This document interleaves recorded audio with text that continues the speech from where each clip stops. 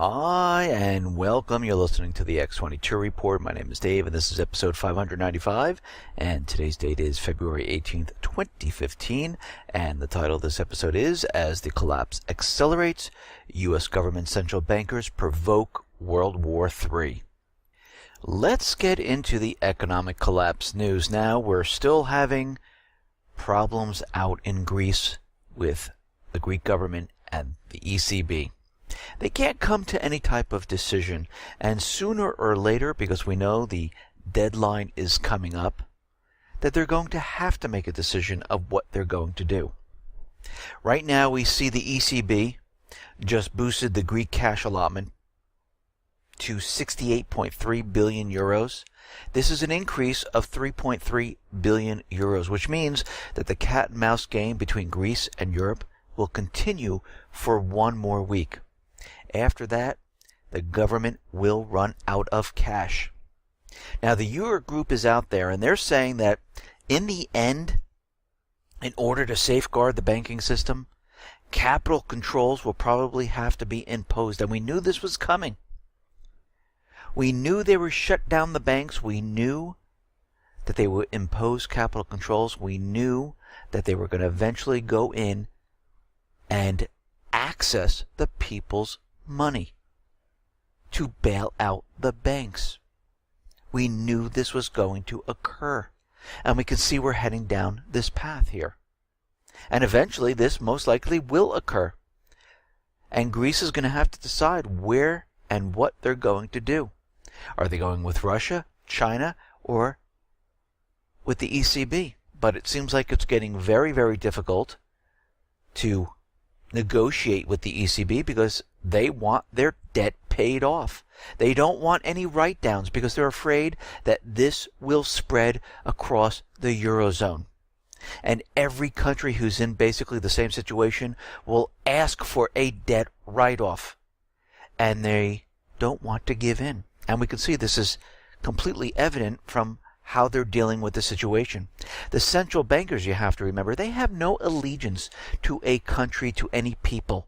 Their allegiance is to their controlling the entire monetary system.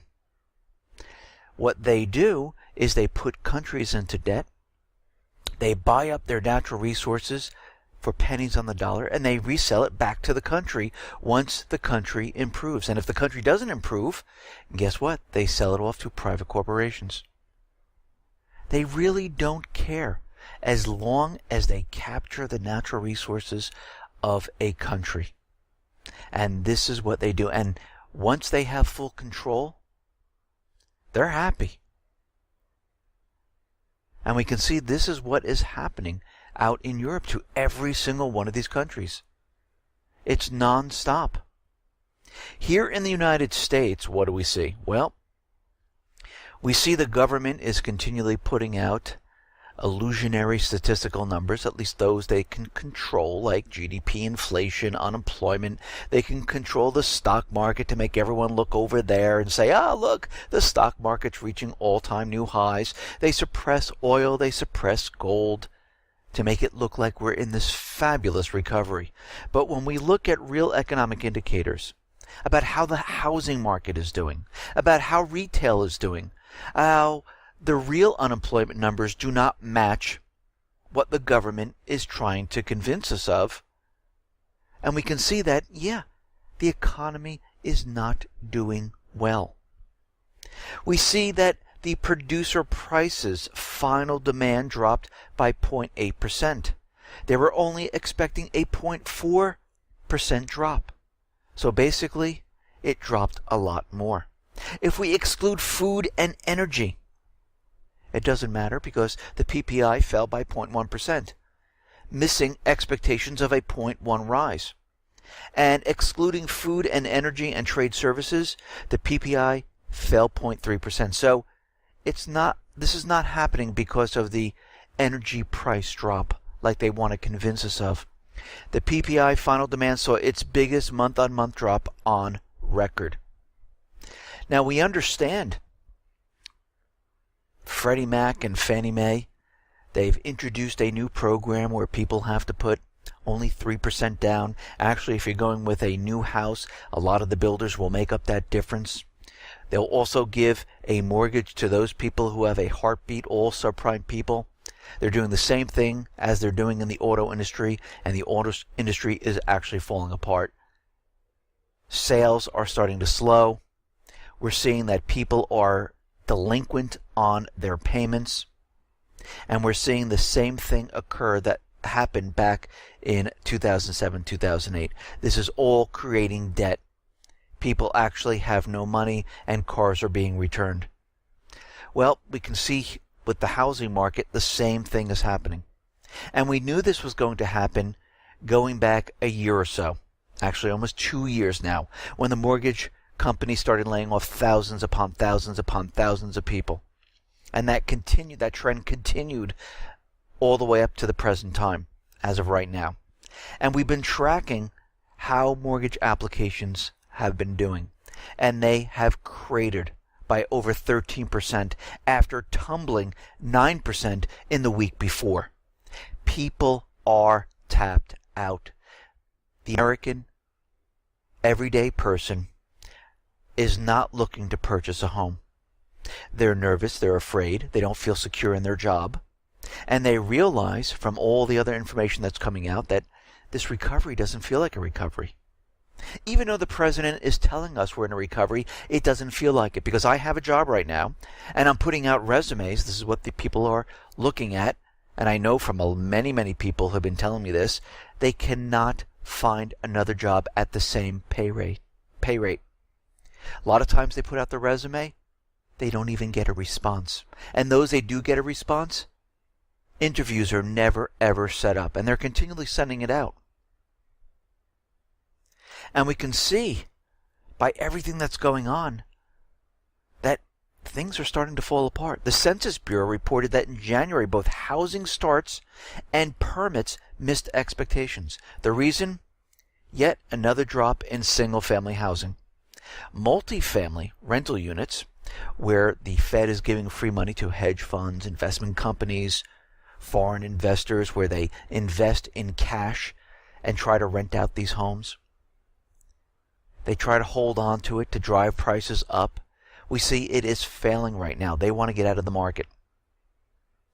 And we can see that they're still purchasing to try to prop up the market, but they're having a very tough time renting these homes, and when they're trying to unload them, it's becoming tougher and tougher. When I look around the country, what do I see? I see houses on the market, and the time frame is getting longer and longer, and people are dropping their prices dramatically. Not by 5,000, not by 10,000. I've seen drops of 50,000, 80,000, 100,000. Now, of course, it all depends on the price of the house, but these are huge drops. The traffic is drying up. And they're doing whatever they possibly can to continually prop up this market. But it's not going to work, because we've had the 2007-2008 crash, where it wiped out a lot of the people, where a lot of foreclosures occurred, short sales.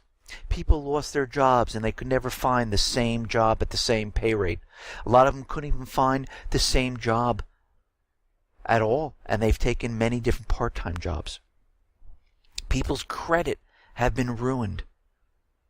If they had investment in the market, a lot of people lost that.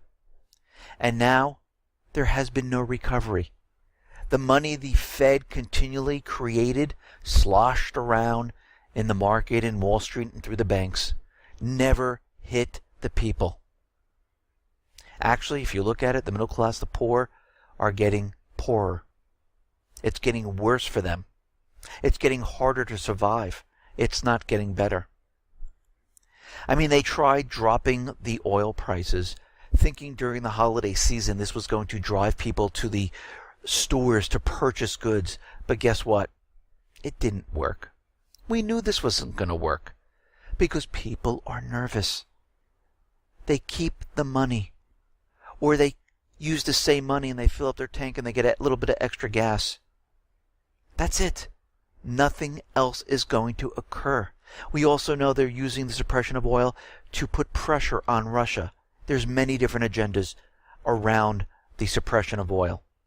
We even have the Fed out there saying that persistently low energy prices could damp the overall expansion of economic activity for a period, especially if the slowing took place after most of the positive effects of lower energy prices on growth in household spending had occurred. So first they were out there saying this is a good thing. The lower fuel prices will spur economic growth, and now they're realizing, well, that didn't work. So we're going to have to give some type of an excuse of why it didn't work. And that's all they do. They're continually trying all different things to prop up the country. What they don't realize, because they're sitting on a different level than what the rest of the people are sitting on, they don't realize that people are struggling today just to get by. 44% just have enough money to reach 21 days in the month, just to pay their rent, their mortgage, their bills, and then they're out. So it is not working whatsoever. And now we have the strike out on the West Coast with the ports. Things on the West Coast ports are going from bad to worse, and with no resolution in sight. It is now beginning to cripple the U.S. economy. Truckers that haul an average of about 5 containers a day away from the Port of Oakland, California, are lucky to haul 1. At the Port of Oakland, truck drivers can spend up to 3 days waiting in line before hauling 1 container out of the yard. Levi Strauss & Company said it was concerned it wouldn't receive some products in time for spring deliveries. Honda Motor Company was experiencing part shortages in plants in Ohio, Indiana, Canada, and it will affect its production on multiple days over the next week. The delays could cost retailers alone about $3.8 billion this year. More and more distributors, retailers, producers, manufacturers, and everyday mom and pop stores, their shelves are empty. I've went into many different stores, and my wife said, hey, that's strange. How come all these shelves are empty? And we're starting to realize it's starting to take an effect on what is going on here. And we can see that this is going to hurt, again, the economy. Now, will they use this to blame what? Will they use the port strike to say, hey, this is why the economy's failing? This is why this is all happening. We were in a recovery, and look what happened.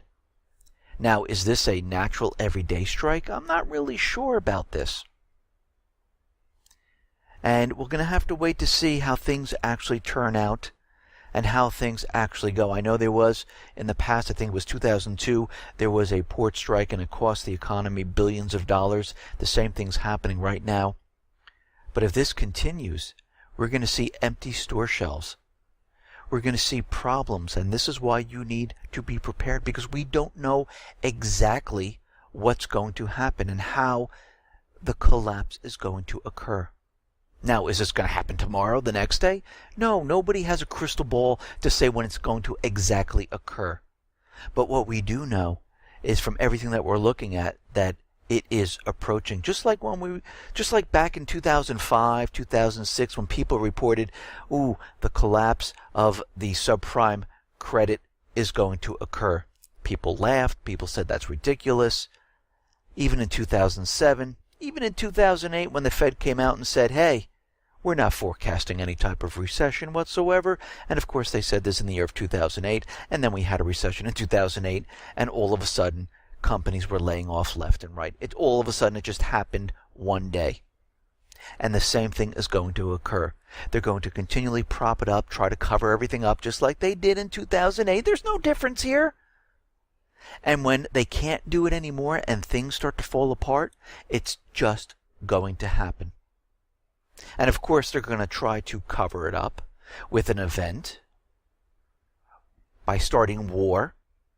And they will blame this one on another country and group, or a combination of both, because they do not want to be blamed for this. They don't want the people knowing it was their fault, because what they think and what they understand is that when this is all said and done, they want to start the entire thing all over again. This is their plan. Because the system right now in the United States, the dollar, has reached the end.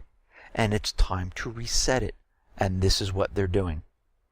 We see manufacturing production missed expectations of 0.4%. Capacity utilization printing at 79.4, missing expectations of a rise to 79.9. Industrial production missed expectations for the second month in a row. Motor vehicle production fell by 0.6% in January, and construction supply fell by 0.3%, the most in 10 months. And we can see why manufacturing and industrial production is falling apart. The Baltic Dry Index, which supplies the raw material to manufacturers, has fallen again 7 points. We are down to 509 points. And it's starting to take its toll all around the world. And in the United States. And of course, in the corporate media, they don't like to mention this whatsoever. They stay away from it. Anything that they can't put to their recovery story, which are the manipulated numbers, they kind of stay away from. They don't like to mention it that much. We understand the United States is hungry for revenue because the debt is so high, the interest on the debt is so high, they don't have enough revenue coming in. So they're looking everywhere they possibly can to bring in more revenue. And this is why they created FATCA. Basically, the IRS and FATCA are hunting people everywhere. This is part of the decline and fall of the United States. Whenever a government turns against its own people for taxes to sustain its life, the end is never far behind. The hunt for taxes is destroying everything. People just hoard and stop investing. One couple over the border between U.S. and Canada realized the following. One can only give up one's American passport after one has paid all back taxes, all late fees, all fines, all interest owing, and the fee for the privilege of giving up one's passport. Some of these figures can easily amount to many hundreds of thousands of dollars for a typical middle-class couple. The U.S. does not recognize foreign tax schemes such as RRSPs, Registered Retirement Saving Plans, or TFSA, Tax-Free Saving Accounts. These are fully taxable as income in its eyes. The U.S. does not recognize joint holdings. If at any time during a given year, bank accounts that held $10,000 or more, not $10,000 in each account, but $10,000 in total, all banking information needed to be supplied for the year in question. They want all the information about this money in the account. So basically, they're hunting down people and trying to take their money. Now, the United States is setting up military assets and pushing war all over the globe, and we see Russia and China instead are making deals. They're not moving military assets all over the world and garrison countries. No, they're out there making economic deals. Russia sees Hungary as a strategic partner and will pursue mutual beneficial energy projects. Both Hungary and Russia need each other and are interested in reliable gas supplies and transit. So they're signing several deals, and Russia has been doing this in South America, Central America, throughout Europe, in Africa. China has been doing the same thing. They're all over the globe. Now, of course, what happens is the United States government central bankers sees this, and they bring in military assets to each one of these regions, or they try to overthrow the regime in that country because they want the natural resources. This is what we've been seeing all throughout Africa, Central America, throughout the Middle East. It's all been the same plan. Now, we've talked about the illegals before and how the Obama administration just created a memorandum. A lot of people think it's an executive order, but actually it's a memorandum where DHS and all the governmental agencies, once the illegals come over the border, that's it. They're in the country. They get a work permit, driver's license, Social Security. They can get full benefits and everything else that comes along with it. Well, in a ruling late Monday, Judge Andrew S. Hanen said Homeland Security Secretary Jay Johnson was not just rewriting the laws, he is creating them from scratch when he wrote the amnesty, which could have granted tentative legal status, work permits, and Social Security numbers to more than 4 to 5 million illegal immigrants. Judge Hainan issued an injunction halting the program until he can hold a full trial. Mr. Obama, speaking to reporters in the Oval Office, said he would respect the judge's ruling, but predicted an eventual court victory and said the Homeland Security Department will be ready once courts approve his actions. The law is on our side, the president said, and history is on our side. NSA, DHS, FBI will now dig up the dirt on the judge or any other judge that is going to preside over the case. And they will use this dirt to blackmail the judge to rule in the favor of Obama. This is why he's so confident in coming out and saying this. This is why he's saying that, yes, you know what? We will win. Just like with Obamacare, all of a sudden, the judge that was looking at Obamacare continually said unconstitutional, unconstitutional, and then one day he said it was constitutional and he left on vacation for 2 weeks. He left the country. Why? Because they had something on him. They blackmailed him. And it seems that Obama is so confident right now that it's going to be overturned. It just seems like they already know what they're going to do. It's already planned. They already have the dirt, and they're ready to use it. Now, we understand that the government is continually spying on every single person here in the United States. And if you really think about it, there was a time where the government needed a warrant to actually spy on you because they were looking into a criminal investigation. And they were looking at criminals to see, yes, they are criminals. We need to tap their phone. We need to read their email. We need to listen in on the conversation in their home, so we'll set up some bugs. And we can see right now that they don't need this because of the Patriot Act. They don't need a warrant. So if you really think about this, they're treating us like we're all criminals, aren't they? Because this is exactly what they're doing. They're spying on every single person. And the way they look at it is everyone's a criminal, and we will catch someone in doing something. That's what they're doing at this point. And they have many different ways which they spy on you. And we discussed many of them in the past. But when we look at it, we see that there are many different ways, like Doppler radar devices, which can detect human breathing and movement within a home. Police have been using the Stingray devices mounted on their cruisers to intercept cell phones and text messages. License plate readers, yet another law enforcement spying device made possible through the funding of Department of Homeland Security. And a lot of these spying devices come through the Department of Homeland Security. They can read up to about 1,800 license plates per minute.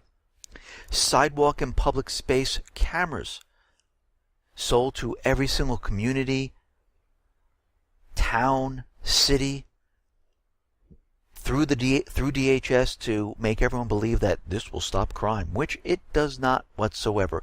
Basically what it does, it monitors everyday people, and it allows it to be integrated into the facial recognition system so they can track every single person.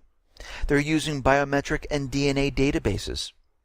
The smart appliances and electronic devices now connect to the internet, and they have the capability of interacting with each other, and the electric companies have the ability to turn them off whenever they want. The government is also using your phone, your computer, to turn on your microphone, your camera, to listen in on conversations. They're using social media like Twitter, Facebook.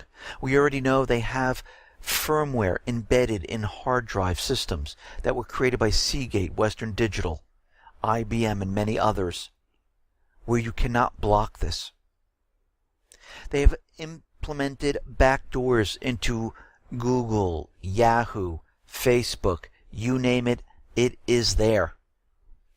Any way they can possibly spy on you, they have been using it because they want to know what everyone is doing. They're treating everyone like criminals. The Patriot Act is coming up for renewal. Among the portions of the Patriot Act set to expire on June 1st is Section 215, which gives the National Security Agency authority to collect domestic phone calls and authorizes the FBI to follow the digital and paper trails of suspected spies and terrorists. If the Patriot Act provisions runs out in June, the Bureau's power will go back to those it had in pre-9/11 days. It would likely need to obtain subpoena power from a grand jury to administratively provide justification for its surveillance actions. Basically, they need to get a warrant. So what this tells me, and which we already know, the Patriot Act, they're telling us, overrides the Fourth Amendment. But we know this is not true. The Fourth Amendment cannot be overwritten by a law because this is the law of the land. Nothing can come above it. And they're trying to convince us that yes, because some lawyer, some politician made the Patriot Act, it overrides the Fourth Amendment. No, it doesn't. They're in violation of the Fourth Amendment. They're in violation of every single person's rights. And personally, like I said with many bills, they call this the Patriot Act. How is this patriot when you're spying on every single person in the country? This has nothing to do with patriotism. This has to do with a police state. Now, yesterday we discussed how Kaspersky Lab revealed the spying software that has been hidden on some 500 computers in over 30 countries all over the world, targeting members of governments, financial institutions, among other victims. Just from the motives that we have seen from the consistency and quality, usage over time, we definitely think that this is a state-sponsored espionage. This is coming from Kaspersky. The highly sophisticated spying program detected by Kaspersky has been spreading malware on hard drives across the globe for about 2 decades. Whoever is behind it is well resourced. It has to be a group, a state-sponsored group. And right now they haven't linked the Equation Group to any organization which is controlling this, but pointed out the similarity between the program with the Stuxnet spyware allegedly used by the U.S. National Security Agency to infiltrate Iranian nuclear reactor systems in 2010. They're saying it is very, very similar. And we know this is all part of the NSA. This is basically what they're trying to tell everybody. That yes, it is the NSA. The NSA is attacking, spying. And if you notice over the last, 3-4 months, all of a sudden, cyber attacks just came out of nowhere, hitting all the stores, making everyone afraid, because they have cyber legislation that they want to pass. Every time we see something like this, all of a sudden, we get this huge amount of propaganda. We get a huge amount of attacks whenever they're trying to push some type of bill. When they're trying to push the gun legislation, we've seen a mass of shootings, all in a specific time frame, and then all of a sudden it dies down. And we don't see that anymore for a while, until it's brought up once again. We see this over and over and over. But we see the Obama administration is using backdoors to get at certain companies. Operation Choke Point is an initiative of the Department of Justice that was announced in 2013, which investigates bank interactions with certain businesses believed to be at higher risk for fraud and money laundering. And we know this is completely not the case. When first disclosed, it was heavily criticized for bypassing due process, with critics warning that its thinly veiled ideological attack on industries the Obama administration doesn't like, such as gun sellers, precious metal dealers, etc. Mike Maloney was out there explaining this, that his business was hit with this because he sells precious metals. And basically, there's no due process. All they say is, ooh, we suspect you. Let's cut off the banking from them and destroy the business. We see this with a lot of gun manufacturers. We see a lot with gun dealers, ammunition dealers, where all of a sudden the banks will no longer process the credit cards. And they don't have to prove anything. They don't have to go to court. This is a backdoor approach to shut down the businesses that they don't want operating. If they don't like it, bye-bye. That's all this is. Now, out in Ukraine, we understand the ceasefire is in place, and there's still battles going on there. There's still shelling going on. It has not stopped completely. But what's very interesting is that an Al Jazeera journalist who were going to cover the anniversary of the 2014 Kiev sniper shootings, they were denied access into Ukraine. They didn't want them reporting on anything that was going on there. And we know the BBC was out there, and they revealed that snipers were located in the opposition-controlled buildings. We knew this was set up, that the firing was coming from the coup d'etat people, the United States, that's set up with Blackwater and other paid mercenaries that were pushing the riots inside Ukraine. And it wasn't actually the government of Yanukovych at the time. So we can see right now they don't want this reported on, just like they don't want MH17 reported on. That just quietly went away because they know if anyone starts to dig into it, which we all know what has happened there, they'll find out that the U.S. and Ukrainian government, they were responsible for shooting down MH17. But they don't want anyone to notice, and this is why they kind of classified all the information. It is completely private. Now, here in the United States and a lot in Europe, we see the corporate media is out there, and they're blaming the ceasefire violations completely on the southeastern people. They're saying, they're continually firing, they're not stopping, they're not abiding by the ceasefire agreement. But of course, they do not give details about where the violations are coming from. Yes, they're reporting on Debaltseve, where they've surrounded the Ukrainian army.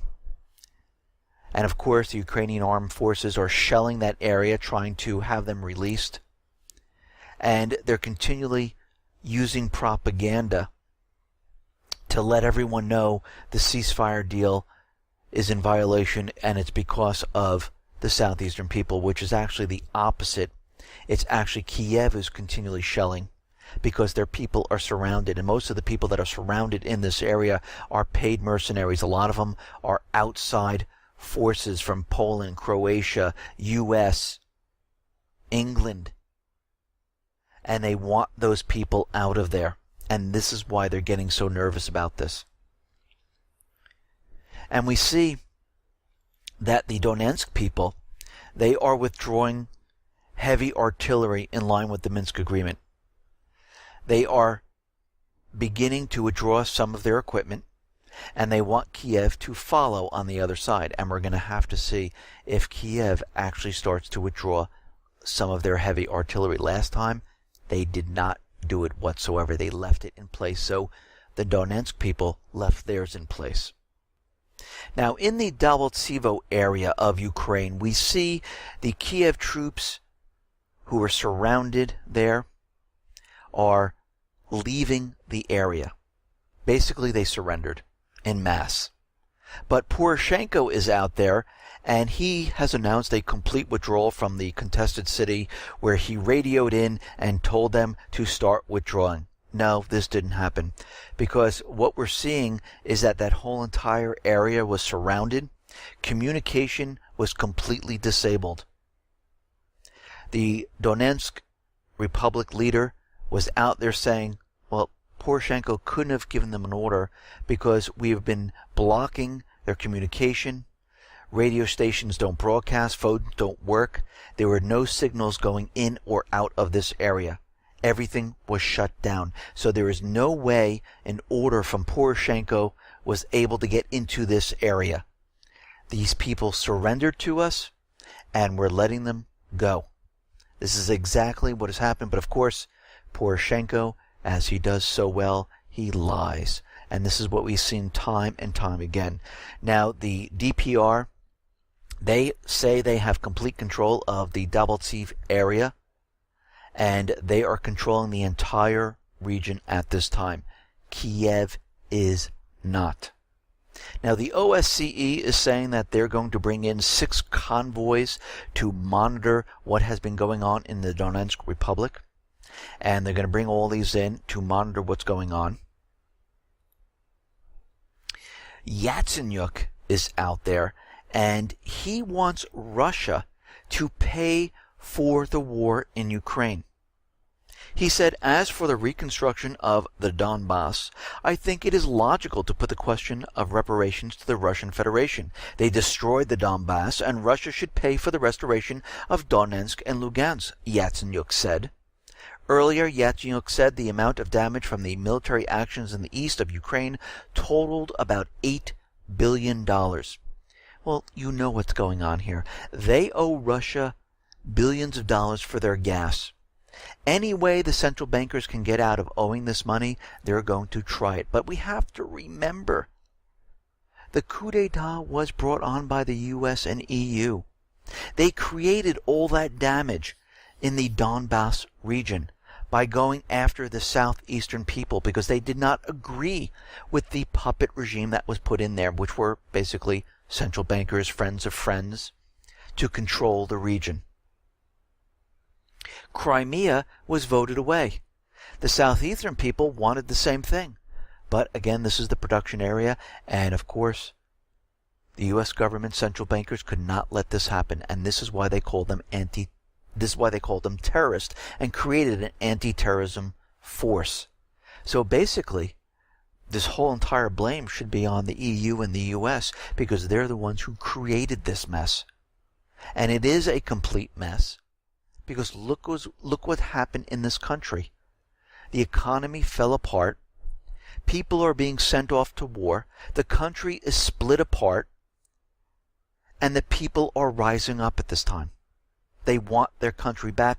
They don't want to go to war.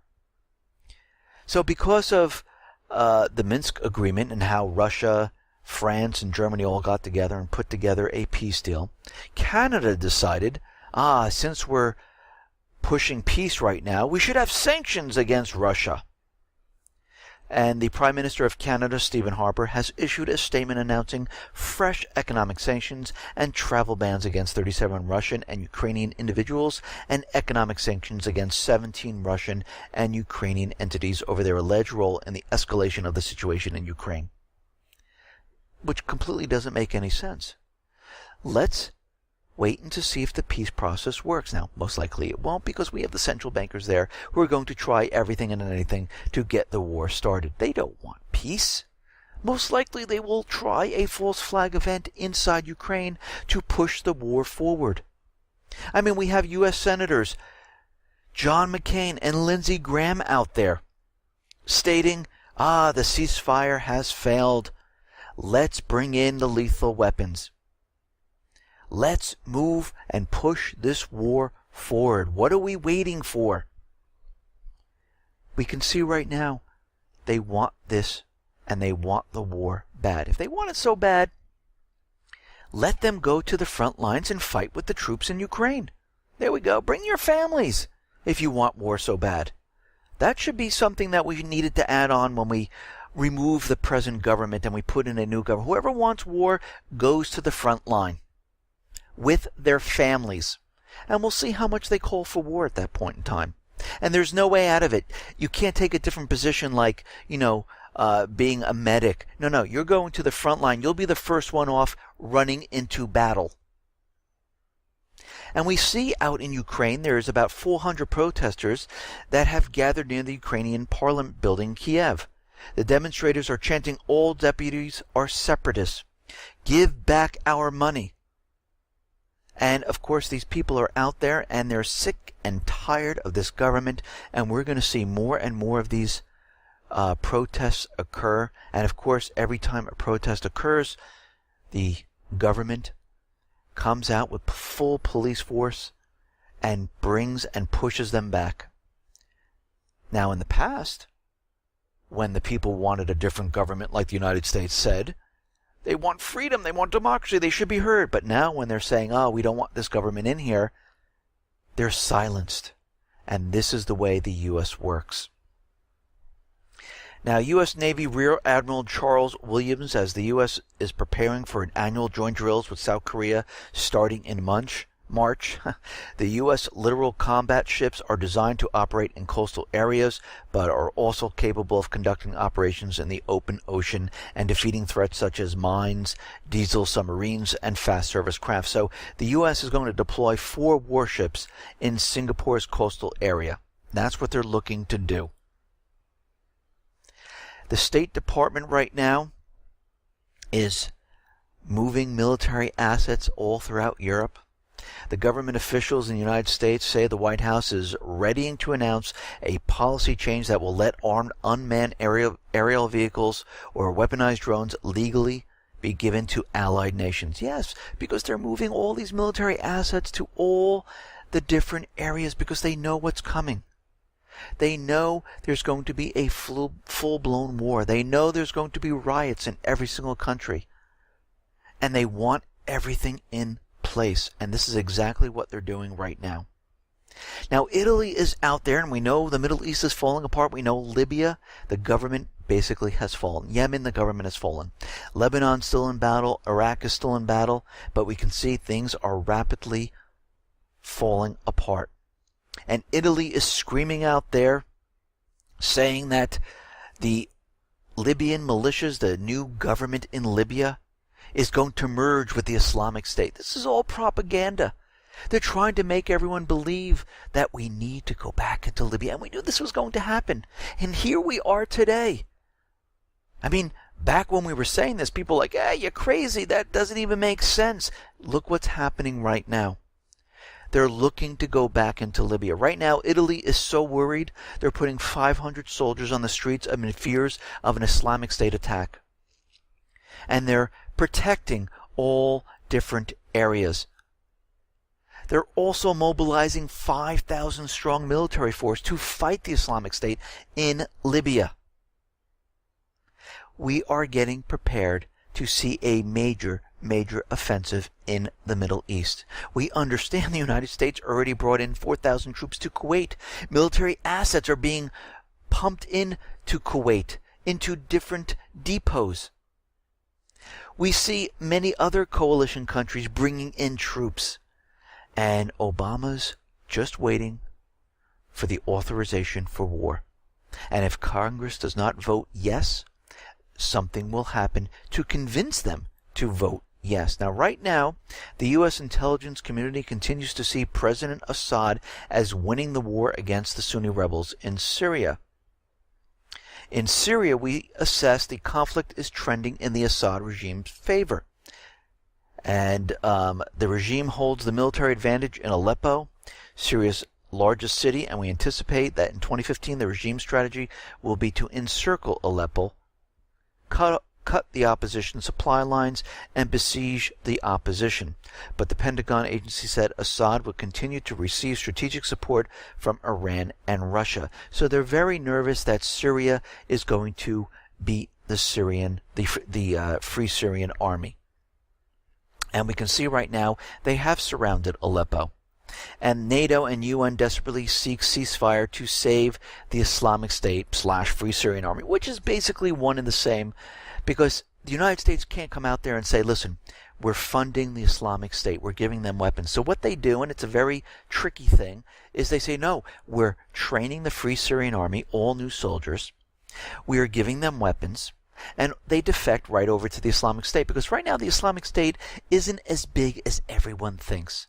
It's very, very tiny. Those numbers they continually spew off are basically the people rising up in each one of these countries.